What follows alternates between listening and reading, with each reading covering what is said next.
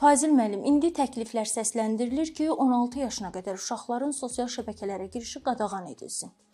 Sizcə artıq gecikmişikmi, yoxsa bu həll yoludurmu? Ümumiyyətlə mən bütün qadağaların əslində mahiyyət əleyhinəyəm. Qanunda olmalıdır, qadağa qoyulmalıdır, təbii ki, başqa ölkələr. Amma qadağadan daha çox alternativlər düşünülməlidir. Yaxşı alternativlər. Məsələn, deyək ki, itürən tərəf, işıq gələn tərəf. Ya bu var da bizim nağılda da. Bu alternativləri doğru tapmasan, bu yolu, məsələn, sənin nə itürən tərəfə get, nə işıq gələn, pasiv bir insana çevirirsən. Doğru. Ya bu insan axı buna getmədi, sosial şəbəkəyə girmədi. Bunu kitabxanaya cəlb eləyəcək. Bunu kitaba, mütaliə, oxumağa, dünya görüş zənginləşməyə cəlb edəcək. Hansı mexanizmin var? Məktəbin varmı buna? Olmayandan sonra o qadağa nə edəcəkdir?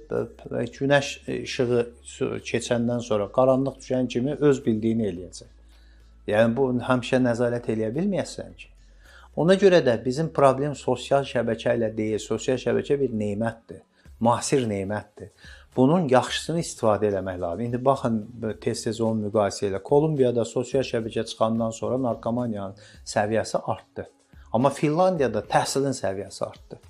Demək, bir toplum bunu yaxşısını götürüb istifadə elədi, bir toplum narkoticarət üçün istifadə elədi. Demək, toplumların fərqi var da, hədəfləri doğru deyil.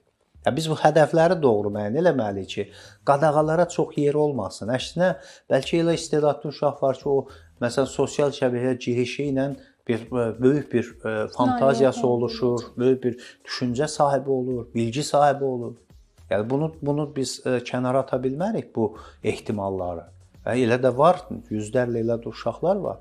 Amma minlərlə də bu cinahda olan, bu cür düşünən uşaqlar var.